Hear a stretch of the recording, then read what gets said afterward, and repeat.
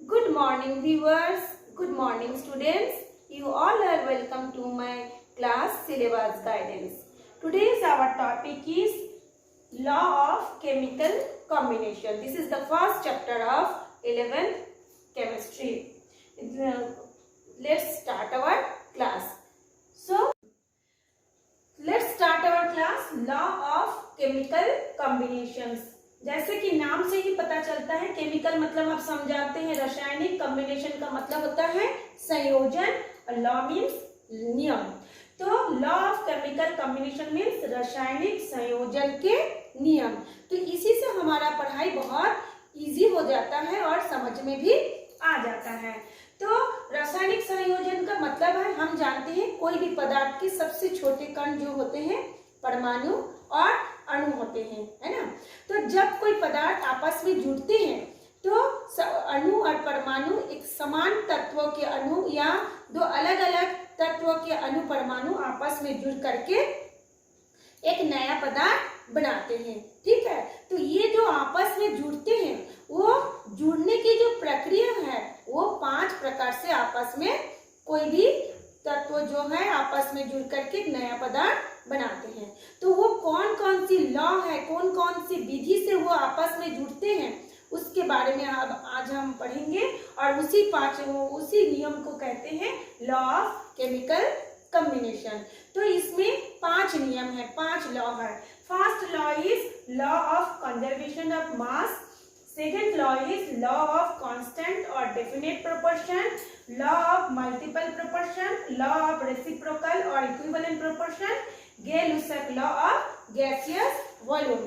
जब हम बुक्स खोल के बैठते हैं फर्स्ट 11th में, जब हम स्टार्टिंग करते हैं फर्स्ट चैप्टर को पढ़ना, 10th और 11th का सिलेबस में बहुत ज्यादा अंतर रहता है। तो हम इतनी मोटी सी, पहली बार तो इतनी मोटी सी बुक देख के हम घबरा जाते हैं कि हम कैसे कंप्लीट करेंगे, लेकिन धीरे धीरे वो हो जाता है। तो मैंने अपनी तरफ से पूरी कोशिश की हूँ कि आपको इजी मेथड से हर चीज को समझा पाऊँ। तो सबसे पहले देखिए लॉ ऑफ कंजर्वेशन ऑफ मास। ये होता है, नियम होता है, मास का मतलब हम सब जानते हैं द्रव्यमान, ऑफ माने का, कंजर्वेशन माने संरक्षण या सुरक्षित, ऑफ माने का और लॉ यानी द्रव्यमान के संरक्षण के नियम। तो द्रव्यमान के संरक्षण के नियम हमको पढ़ना है केमिकल कॉम्बिनेशन में, माने रासायनिक संयोजन में। तो इसी से पता चलता है। देखिए अब हम लोग एग्जांपल से शुरू करेंगे। लॉ ऑफ कंजर्वेशन मास का एक एग्जांपल है कैल्शियम कार्बोनेट। वो जो है रासायनिक क्रिया करके या भौतिक क्रिया करके जब वो कैल्शियम ऑक्साइड और CO2 बनाता है, तो मान लेते हैं हम लोग कैल्शियम कार्बोनेट की जो द्रव्यमान था 25 ग्राम था। ठीक है, और जब वो वियोजित हुआ, कैल्शियम ऑक्साइड बनाया वो 14 ग्राम है और CO2 बनाया वो 11 ग्राम है। यदि हम इन दोनों को ऐड करते हैं यानी 14 ग्राम और 11 ग्राम को ऐड करते हैं तो 25 ग्राम इक्वल हो जाता है। अब हम लोग आते हैं इसका डेफिनेशन में। तो डेफिनेशन क्या बोलते हैं? तो डेफिनेशन में ये बताया गया है सभी भौतिक एवं रासायनिक परिवर्तन में भाग लेने वाले पदार्थ का कुल द्रव्यमान उसके परिवर्तन के पश्चात, मतलब परिवर्तन मतलब रासायनिक परिवर्तन या परिवर्तन के बाद जो नया पदार्थ बनता है उसको कहा गया है परिवर्तन। परिवर्तन के पश्चात बने हुए पदार्थ के कुल द्रव्यमान के बराबर होता है। इट मीन्स इसकी जो द्रव्यमान है इसके भी दोनों द्रव्यमान के योग इसी के बराबर है ना। और इसमें एक बात हम वो भी बोल सकते हैं, ये जो द्रव्यमान है ये द्रव्यमान ना तो नष्ट होते हैं ना ही उत्पन्न होते हैं, बल्कि उसको एक रूप से दूसरे रूप में बदल जाते हैं। ठीक है, इसलिए इसका परिभाषा हम एक और दे सकते हैं कि रासायनिक परिवर्तन में द्रव्य ना तो उत्पन्न किया जा सकता है, ना तो उत्पन्न होता है और ना ही नष्ट होता है, वो केवल एक अवस्था से दूसरे अवस्था में बदल जाता है। ठीक, ये था आपका लॉ ऑफ कंजर्वेशन माने संरक्षण, हमेशा द्रव्यमान सुरक्षित हो गया। अच्छा ठीक है, अब हम जाते हैं सेकेंड लॉ पे। सेकेंड लॉ है लॉ ऑफ कांस्टेंट और डेफिनाइट प्रोपोर्शंस। इसका हिंदी मीनिंग क्या है? प्रोपोर्शन का मतलब होता है अनुपात, डेफिनेट का मतलब होता है निश्चित, कांस्टेंट का मतलब होता है स्थिर, लॉ माने नियम, ऑफ माने का। तो इसका हम लोग क्या बोलेंगे कि स्थिर या निश्चित अनुपात का नियम, स्थिर या निश्चित अनुपात का नियम। तो स्थिर या निश्चित अनुपात को पहले हम एग्जांपल से समझते हैं, फिर हम उसका डेफिनेशन देते हैं। देखिए यहाँ पे हम कोयला मीन्स कार्बन, है ना, कोयले को जलाते हैं, जो जलाते हैं तो इसमें देखिए क्या लिखा है O2। तो अब आप लोगों का मन में एक सवाल आएगा कि हर चीज को जब हम जलाते हैं वो तो हम वायु में ही जलाते हैं, तो हमेशा ऑक्सीजन को ही क्यों जोड़ा जाता है, उसमें तो वायुमंडल में और भी बहुत से गैस है, उसको क्यों नहीं जोड़ा जाता। हाँ, ये अच्छा क्वेश्चन है। इसका मतलब है क्योंकि कोई भी पदार्थ को जलाने में सहायक होता है ऑक्सीजन, है ना, ऑक्सीजन दूसरे पदार्थ को जलने में सहायक होते हैं, इसलिए हमेशा कोई भी पदार्थ को जब हम जलाते हैं या ऑक्सीजन की उपस्थिति में क्रिया करते हैं या वायु की उपस्थिति में क्रिया करवाते हैं तो हमेशा ओ का ही साइन रहता है। तो सी को यानी कोयला को जब हम वायुमंडल में जलाए तो CO2 बना। इसी तरह से देखिए कैल्शियम कार्बोनेट को हमने जब वियोजित किया या रासायनिक क्रिया करवाए तो इसमें भी CaO और CO2 बना। या फिर जो कपड़े धोने का सोडा जिसको हम धावन सोडा बोलते हैं, वॉशिंग पाउडर बोलते हैं, सोडियम कार्बोनेट को जब हम HCl से क्रिया करवाते हैं उसमें भी देखिए NaCl, CO2 और H2O बना। इसमें एक चीज आप नोटिस करेंगे, चाहे हम क्रिया कोई भी लिए हैं, ये जो CO2 बना इसमें तीनों में ये जो CO2 बना तीनों में ये कार्बन और ऑक्सीजन का अनुपात क्या है, निश्चित है। प्रोपोर्शन मतलब क्या है, अनुपात। तो देखिए हर जगह में कार्बन का द्रव्यमान कितना होता है, 12। कार्बन का कितना हो गया, 12। और यहाँ पे ऑक्सीजन का कितना होता है, 16 के साथ हम लोग 2 को गुना करेंगे तो कितना हो जाएगा, अनुपात 32। इसमें भी देखिए 12:32, इसमें भी 12:32, इसमें भी 12:32। तो इसका हम लोग डेफिनेशन क्या बोलेंगे, किसी यौगिक में तत्वों के द्रव्यमान का अनुपात सदैव समान होता है। माने किसी यौगिक में, देखिए ये सारे यौगिक बना है ना, तो किसी यौगिक में तत्वों का द्रव्यमान का अनुपात सदैव समान होता है। इसका मतलब ये नहीं कि एक में CO2 हुआ तो दूसरे में C2O2 हो जाएगा, तीसरे में C3O हो जाएगा, ऐसा नहीं। कार्बन डाइऑक्साइड अगर है तो हमेशा कार्बन और ऑक्सीजन का एक निश्चित अनुपात में ही वो यौगिक बनता है। ये हो गया आपका कांस्टेंट मतलब स्थिर या डेफिनेट मतलब निश्चित, प्रोपोर्शन मतलब अनुपात। ये हो गया आपका स्थिर या निश्चित अनुपात का नियम। या फिर इसको हम लोग ये भी बोल सकते हैं कि रासायनिक यौगिक में उनके अवयवी तत्वों की जो भार की दृष्टि से सदैव एक निश्चित अनुपात में रहते हैं। ठीक है, ये हो गया। अब हम लोग जाते हैं थर्ड लॉ में। थर्ड लॉ क्या है, गुणित अनुपात का नियम। थर्ड लॉ, ये जो थर्ड लॉ है, law of multiple proportion. Proportion means अनुपात, मल्टीपल का मतलब होता है गुणित का नियम, मतलब स्थिर क्या बोलते हैं, गुणांक का नियम या गुणित अनुपात का नियम। इसमें क्या बोलेंगे, इसमें देखिए पहले मैं आपको डेफिनेशन बताती हूँ और इस डेफिनेशन के हिसाब से ये जो एग्जाम्पल मैंने लिखा है उसको समझाती हूँ।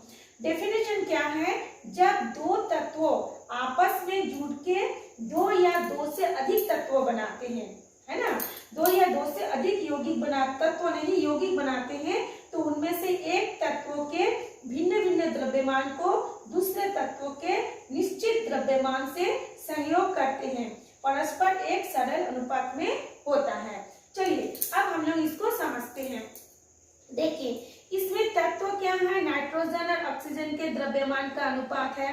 ठीक है, NO इसमें भी आपका N है और इसमें भी आपका O है।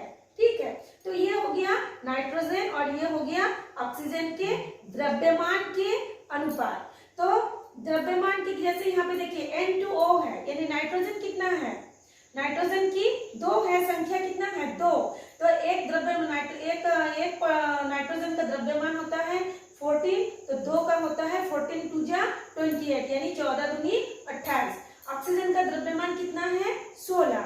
उसी तरह से देखो इसमें NO है, N का 14, ऑक्सीजन का 16, N2O3 यानी 14 दूनी 28 और 16 तिया 48, N2O4 यानी 14 टू जा 28 और 16 4 जा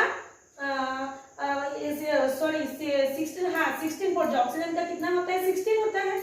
16 को हम 4 से मल्टीप्लाई करेंगे तो कितना आएगा 64 और N2O5 का N2 का 28, O5 का 80 यानी 16 5 जा 80 होता है। अब हम लोग इसका अनुपात रेशियो निकालते हैं। रेशियो कैसे निकालते हैं हम लोग जानते हैं, जैसे ये 28 है, रेशियो कैसे निकालते हैं, ये 28 है, अपन कितना है 16, यानी दोनों को 2 से या 3 से सेम नंबर से उसको डिवाइड करते हैं। तो इसको हम डिवाइड करेंगे 2 से तो 14 टू जा 28 और यहाँ पे होता है 8 टू जा 16, है ना। ऐसे करके हम सबका निकालेंगे, रेशियो निकालेंगे। तो देखिए इसका रेशियो निकालेंगे तो 14:8 आया, इसका निकालेंगे 14:16 आया, 28 और 48 का निकालेंगे तो 14:24 होगा, है ना। हमेशा याद रखिएगा, इसमें बच्चे क्या होता है घबरा जाते हैं, बोले इसमें से इसमें कैसे आया। अनुपात को ध्यान रखेंगे। अनुपात का मतलब ही होता है दोनों को सेम संख्या से डिवाइड करना, यानी ऊपर को यदि 2 से करेंगे तो नीचे भी 2 से होना चाहिए, ऊपर को 3 से करेंगे तो नीचे भी 3 से होना चाहिए। ऐसे नहीं कि ऊपर को हम 2 से काटे नीचे को हम 3 से काटे, ऐसा नहीं होता है। तो देखिए सबका हमने रेशियो निकाल दिए। जब हम रेशियो निकाले तो ऑक्सीजन का रेशियो क्या है, रेशियो ऑफ ऑक्सीजन का क्या है, इसमें ऑक्सीजन का रेशियो था 1, इसमें कितना है 2, है ना, इसमें कितना है 3 और इसमें कितना है 4, इसमें कितना है 5, है ना। कैसे 5 है ये देखिए, इसमें 18 था ना तो मतलब उसका ऑक्सीजन का कितना होता है 16 होता है, 16 5 जा 80 या 16 4 जा 64 या 16 3 जा 48 या 16 2 जा इसमें ये हाँ इसमें क्या हो जाएगा 16 हो गया, ठीक है। तो इसमें ये देखिए हर जगह में ये क्या हो रहा है, नाइट्रोजन का जो रेशियो है, नाइट्रोजन का रेशियो क्या है, देखिए हर जगह में नाइट्रोजन का रेशियो सेम है ना, हर जगह में नाइट्रोजन का रेशियो सेम है, लेकिन ऑक्सीजन का रेशियो क्या हो गया, बदल गया है। इससे हमको डेफिनेशन में समझने में आसान हुआ कि देखिए सब में N2O बना, NO बना, N2O3 बना, N2O4, नाइट्रोजन का चाहे संख्या कुछ भी हो, द्रव्यमान की संख्या चाहे कुछ भी हो, लेकिन उसका अनुपात का अगर निकालेंगे तो उसका अनुपात देखिए हर स्थिति में क्या हो गया, सेम है, 14 है। तो इसका डेफिनेशन को एक बार फिर से मैं बता दे रही हूँ। जब दो तत्वों जैसे ये और ये, जब दो तत्वों आपस में संयोग करते हैं, मतलब जुट के कोई यौगिक बनाते हैं, 2 या 2 से अधिक यौगिक बनाते हैं, तो एक तत्व के भिन्न भिन्न द्रव्यमान, एक तत्व के देखिए ये वाला तत्व के भिन्न भिन्न द्रव्यमान है ना, ये देखिए एक तत्व के भिन्न भिन्न द्रव्यमान को जो दूसरे तत्व के निश्चित द्रव्यमान से जुड़ती है। देखिए इसका द्रव्यमान क्या है, अलग अलग है, लेकिन इसका द्रव्यमान क्या है, हर स्थिति में निश्चित है। तो दूसरे तत्वों के निश्चित द्रव्यमान से जुड़ते हैं तो परस्पर एक सरल अनुपात में होता है। इसको 1 2 3 4 5 एक सरल अनुपात बोलते हैं इसको ना, एक सरल अनुपात में है। तो ये थोड़ा सा आप लोग एक बार ध्यान से सुनिए लीजिएगा, तो इसमें आपको समझ में आ जाएगा। बुक्स में थोड़ा सा क्रिटिकल टाइप का दिया रहता है। तो अच्छा ठीक, ये हो गया। फोर्थ में हम लोग जाते हैं लॉ ऑफ रेसिप्रोकल और इक्विवेलेंट प्रोपोर्शन। तो इक्विवेलेंट का मतलब क्या होता है, समान, समरूपता, है ना। तो समरूपता या समान, समानुपात जिसको बोलते हैं, या इक्विवेलेंट का तुलनांक समानुपात, ठीक है। इक्विवेलेंट का मतलब होता है तुलनांक समानुपात, और जो रेसिप्रोकल का मतलब होता है व्युत्क्रम अनुपात। जैसे हम लोग मैथ्स में पढ़ते हैं ना, समानुपाती, व्युत्क्रमानुपाती, उसी को कहा जाता है। उसका जो रेशियो होगा, वो उसके रेशियो से जो लॉ बनेगा उसको हम बोलते हैं लॉ ऑफ रेसिप्रोकल और इक्विवेलेंट प्रोपोर्शन। ये देखिए हमने 4 को बनाया है ना। तो 4 को बनाने से पहले समझाने से पहले मैं उसका डेफिनेशन बता देती हूँ। जब 2 या अधिक तत्वों अलग अलग किसी तीसरे तत्व के निश्चित अनुपात से जुड़ते हैं। दो या अलग तत्वों जब किसी निश्चित अनुपात में तीसरे तत्वों से मिलते हैं, ये देखिए इसमें कार्बन है, हाइड्रोजन है, ऑक्सीजन है, दो तत्व कार्बन हाइड्रोजन है आपस में मिले हैं। यहाँ पे देखिए कार्बन ऑक्सीजन है ना, और उसमें देखिए हाइड्रोजन और ऑक्सीजन है। ठीक है, तीनों अलग अलग है। तो डेफिनेशन को देख लीजिए, जब दो या अधिक तत्व अलग अलग किसी तीसरे तत्व से एक निश्चित द्रव्यमान से जुड़ते हैं या संयोग करते हैं, तो पहले दोनों तत्वों के द्रव्यमान या तो उसी अनुपात में होंगे जिससे ये दोनों आपस में जो संयोग करते हैं, अथवा कोई सरल गुणांक होगा। ठीक है, तो मान लीजिए इसमें देखिए ये CH4 है, तो इसमें अनुपात देखिए हाइड्रोजन का और कार्बन का। हाइड्रोजन का कितना है? 1। हम लोग क्या जानते हैं, हाइड्रोजन का होता है 1। तो यहाँ पे कितने हाइड्रोजन है? 4। इसमें कितने हाइड्रोजन है? 4। तो इसमें देखिए इसका अनुपात हो गया 4 हो गया। ठीक, इसका अनुपात कितना हो गया? 4। कार्बन का कितना है? 12। तो इसमें देखिए ये हो गया 12। ठीक है, इसमें देखिए ये यहाँ पे कार्बन और ये ऑक्सीजन, कार्बन और ऑक्सीजन का कितना हो गया? कार्बन और ऑक्सीजन का कितना हो गया? ये देखिए इसका द्रव्यमान कार्बन का हम जानते हैं 12, इसमें भी मैं बताई हूँ 12, और ऑक्सीजन का CO2 का है ना, तो O2 कितना हम लोग जानते हैं, ऑक्सीजन का होता है 16, लेकिन इसमें कितना है? ऑक्सीजन है 2 से गुना किए हैं तो 16 दूनी 32 हो गया। ठीक है, उसी तरह से जब हम लोग H2O देखते हैं तो इसमें 2 हाइड्रोजन है तो 2 हो गया, 1 गुना 2 यानी 2, 1 ऑक्सीजन है तो 16 है ना। तो इसमें देखिए सबका अलग अलग तत्वों से जुड़े हैं, तो उसका अनुपात कैसे हो गया? उसका उस अनुपात भी उसी अनुपात में हो गया, यानी उसका जो अगर संख्या ज्यादा है तो ये ज्यादा हो गया। ये जब हाइड्रोजन के साथ ऑक्सीजन जुड़ा तो इसमें 2 हाइड्रोजन जुड़ गया और 1 ऑक्सीजन हो गया। इसमें देखिए कार्बन 1 है लेकिन 4 हाइड्रोजन के साथ वो जुड़ा है, और इसमें CO2 देखिए कार्बन 1 है और वो 2 ऑक्सीजन के साथ जुड़ा हुआ है। या फिर आप नीचे भी एक तो है उसको भी देख सकते हैं। ये देखिए ये है CH4, ये C का, ठीक, और ये देखो हाइड्रोजन का ये 4, कार्बन का ये 12, ये जो है CO2 में ये C का 12, O2 का ये 32, फिर ऑक्सीजन में देखिए ये H2O जब बना है, हाइड्रोजन का कितना है 2, ऑक्सीजन का हो गया 16। ठीक है, इस तरह से ये क्रिया हो गई। ठीक, तो ये था हम लोगों का लॉ ऑफ रेसिप्रोकल और इक्विवेलेंट प्रोपोर्शन। लास्ट में आता है गैर-लुसाक्स लॉ ऑफ गैसियस वॉल्यूम, है ना। वॉल्यूम मतलब आयतन हम सब जानते हैं। इसमें ये बताया गया, गैर-लुसाक एक जो साइंटिस्ट है, उन्होंने उनके हिसाब से उनके आविष्कार से ये नाम बन गया है गैर-लुसाक। इसमें क्या बताया है, जब गैस आपस में रासायनिक संयोग करते हैं, देखिए ये भी एक हाइड्रोजन गैस है, ये भी एक क्लोरीन गैस है, जब ये दोनों गैस आपस में जुड़ते हैं और उनके आयतन एक सरल अनुपात में होता है, उनके जो आयतन होगा एक सरल अनुपात में होगा, और यदि उनके जोड़ने के बाद यानी रासायनिक संयोजन के बाद जो नया पदार्थ बना है वो भी यदि गैसीय अवस्था में हो, यानी ये जो प्रोडक्ट है यदि वो भी गैस हो, तो उसका आयतन भी अभिकारक गैसों के आयतन के सरल अनुपात में होता है। फॉर एग्जाम्पल में देखिए हाइड्रोजन गैस है, क्लोरीन गैस है, ये दोनों गैस है, यदि ये दोनों आपस में जुड़ने के बाद जो प्रोडक्ट बना, ये प्रोडक्ट बना, ये भी गैसीय अवस्था में हो, तो तीनों एक सरल अनुपात में होता है। तो इसका अनुपात कितना होगा, हाइड्रोजन अणु 1 तो 1, क्लोरीन का 1 और इसका कितना है 2, तो 1:1:2 यानी 1:1:2।